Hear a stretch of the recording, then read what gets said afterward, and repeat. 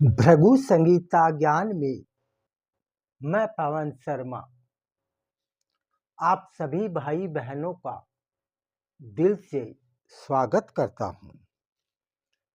जन्म कुंडली के अंदर प्रथम भाव जो है उसे हम लग्नेश के नाम से संबोधित करते हैं। आपका गुरु, आपका बृहस्पति देव आपके जन्म कुंडली के अंदर किस भाव में विराजमान है? नंबर 1। किस राशि में विराजमान है? नंबर 2। और आपके गुरुदेव कितने अंश पर विराजमान है? नंबर 3। ये 3 बातें ऐसी है और इन 3 बातों से आपको यह पता चल जाएगा कि आपके पास कितना पैसा होगा, आप कितने जीवन में सुखी होंगे। उदाहरण के तौर पर प्रथम भाव गुरुदेव बृहस्पति, गुरु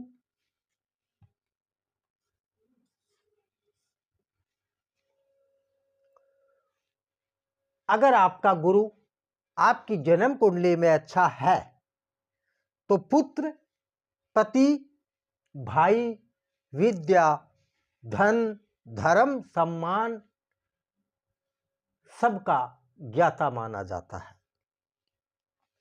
और अगर आपकी जन्म कुंडली के अंदर गुरुदेव नीच राशि में हो या फिर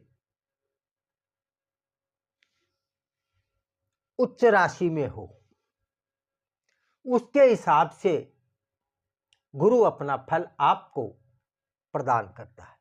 उदाहरण के तौर पर गुरुदेव यहां विराजमान है प्रथम भाव। अब प्रथम भाव में गुरुदेव विराजमान होने के बाद एक चीज तो आप ये याद रखिए, जहां गुरुदेव विराजमान है वहां से गुरुदेव जहां देखते हैं वहां का फल जातक या जातिका को ज्यादा मात्रा में प्राप्त करवाते हैं।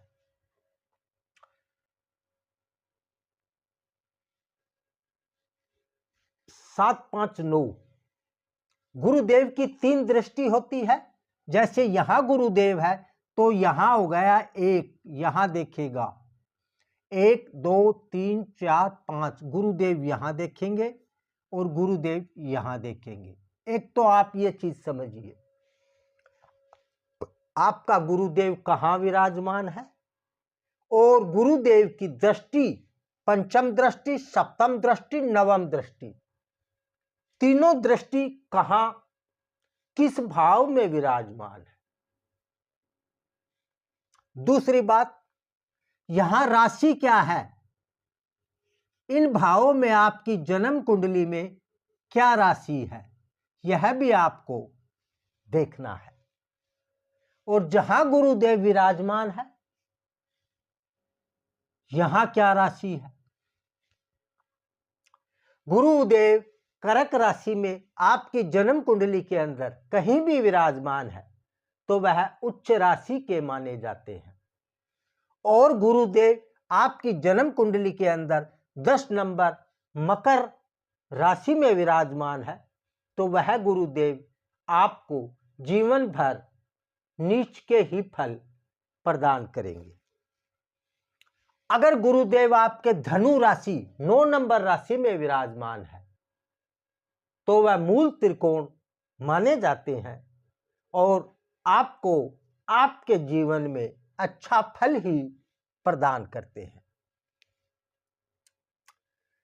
यहां गुरुदेव अगर विराजमान है अपनी राशि के न होकर सिंपल राशि में, या मान लो नीच के ना होकर बैठे हैं, नीच के ना हो मतलब यह हुआ मकर राशि में गुरुदेव ना विराजमान हो तो गुरुदेव ऐसा जातक बुद्धिजीव सुख संपत्ति अपने जीवन में अच्छी मात्रा में प्राप्त कर सकता है।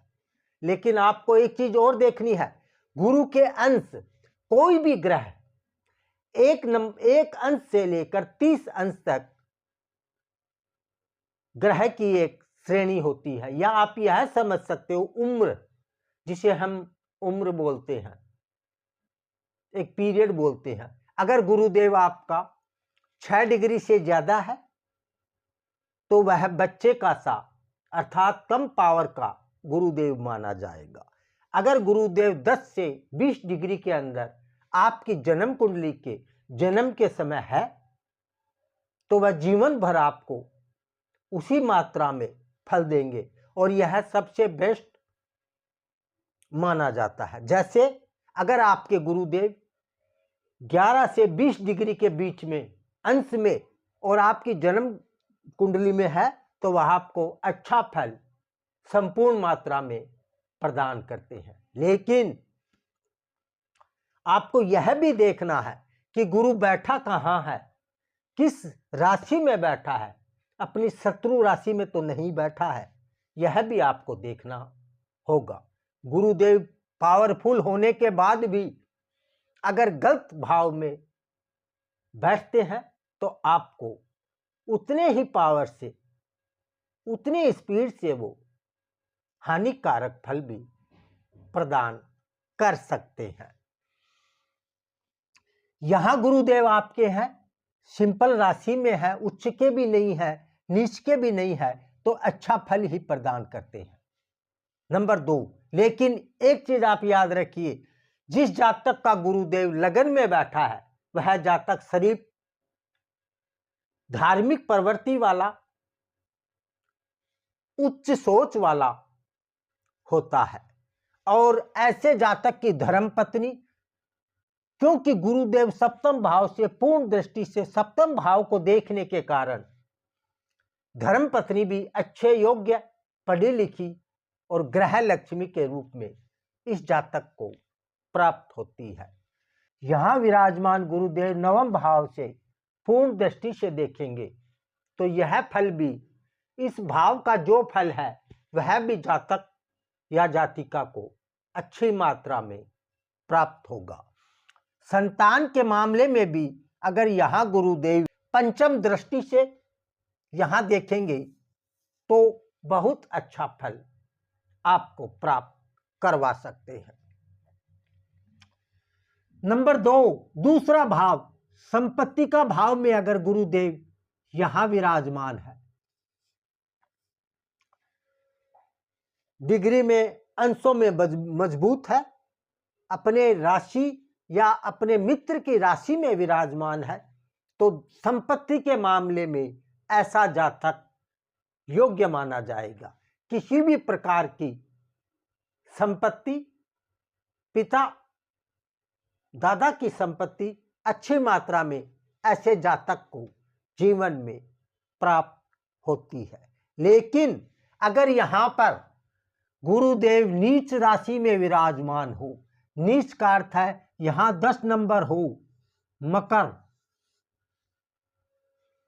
अर्थात आपका लग्नेश जो है वो 9 नंबर राशि धनु का लगन हो और यहां 10 नंबर हो, तो यहां पर गुरुदेव नीच राशि के माने जाते हैं। और उससे बिल्कुल उल्टा, अर्थात संपत्ति के मामले में सफाचट मिले, संपत्ति के मामले में कुछ नहीं मिलेगा, कोई प्रॉपर्टी ऐसे जातक को नहीं मिलती है। अगर आपके गुरुदेव मकर राशि में सेकंड भाव में विराजमान है तो आपके गुरुदेव यहां विराजमान है, अपनी राशि के हैं या अपने मित्र की राशि में है, तो पराक्रम के मामले में आप बहुत अच्छी सोच रख सकते हैं, आप बहुत अच्छा पराक्रम कर सकते हैं जीवन में। लेकिन अगर यहां भी नीच राशि में विराजमान हो या शत्रु राशि में भी विराजमान हो तो भी गुरुदेव इससे उल्टा जो फल आपको अच्छा है वो नहीं मिलेगा। अर्थात यह जातक अगर मकर और कुंभ या फिर बुध की राशि में भी यहां अगर गुरुदेव विराजमान है तो ऐसा जातक बिल्कुल सीधा होगा, पराक्रम होगा ही नहीं, जोश ऐसे जातक के पास नहीं होगा।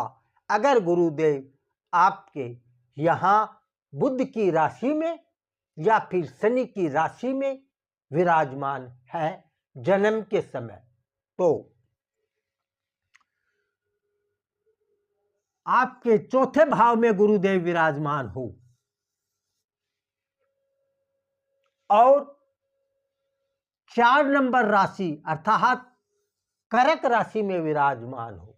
4 नंबर राशि का स्वामी चंद्रदेव माने जाते हैं, जो गुरुदेव के मित्र माने जाते हैं। नंबर 2, यहां गुरुदेव उच्च के हो जाते हैं। अगर कर्क राशि में गुरुदेव आपके उच्च के बैठे हैं आपके जन्म कुंडली के अंदर और अंश में मजबूत है, तो आपको किसी भी प्रकार की जीवन में पैसे की, संपत्ति की, पत्नी की, वाहन की, मकान की, किसी प्रकार की कोई समस्या नहीं होगी।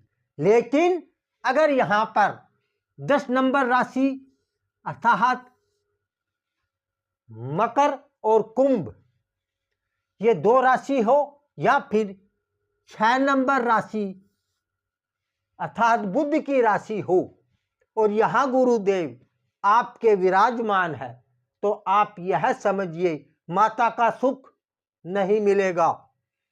संपत्ति, धन, वाहन, मकान जो मैंने पीछे बोला है उसका बिल्कुल विपरीत और उल्टा होगा। अर्थात मकान की कमी रहेगी, वाहन की कमी रहेगी,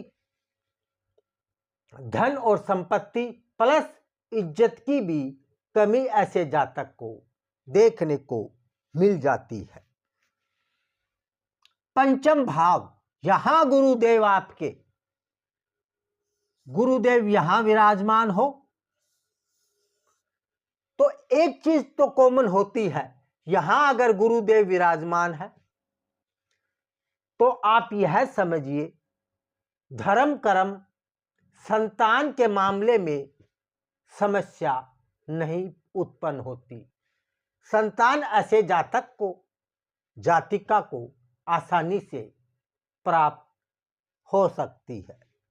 लेकिन अगर यहां 4 नंबर राशि अर्थात कर्क का गुरुदेव विराजमान हो तो आप यह समझ सकते हैं ऐसा जातक जीवन में हर एरिया में सफलता प्राप्त करता है। नंबर 2, कर्क राशि का गुरुदेव आपके पंचम भाव में विराजमान है तो आपकी संतान जो होगी वो एक योग्य संतान के रूप में आपको प्राप्त होती है। आपके जितनी भी सुख सुविधा, संपत्ति, वाहन जो भी प्राप्त होगा वो आपके संतान के समझने के बाद, अर्थात संतान जो आपकी होगी वो समझदार, या आप यह भी समझ सकते हैं कि आपकी संतान योग्य होने के बाद हर प्रकार का सुख आपके जीवन में आपको जरूर प्राप्त करवाएगी, क्योंकि पंचम भाव से संतान और गुरु का विशेष संबंध होता है और ऐसे जातक या जातिका को गुरुदेव योग्य संतान, सुपात्र संतान जिसे हम बोलते हैं, वो जीवन में अवश्य प्राप्त करवाते हैं। आपके गुरुदेव छठे भाव में विराजमान हो, छठा भाव जिसे हम रोग का भाव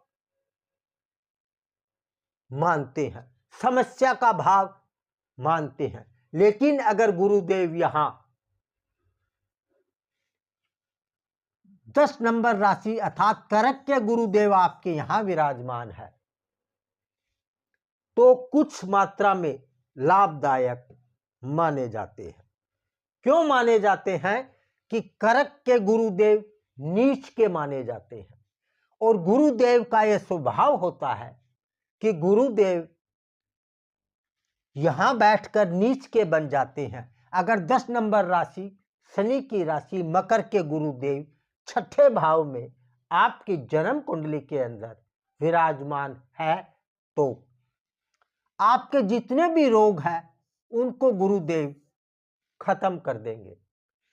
कोई भी रोग ऐसा नहीं होगा जो आपको आपके जीवन में आपको परेशान करे। यहां पर बैठे कोई भी ग्रह, ज्यादातर ये देखा गया है कि यहां क्रू ग्रह जैसे मंगल, शनि, राहु, केतु, ये ग्रह अगर इस भाव में बैठे तो आपके लिए अच्छा माना जाता है।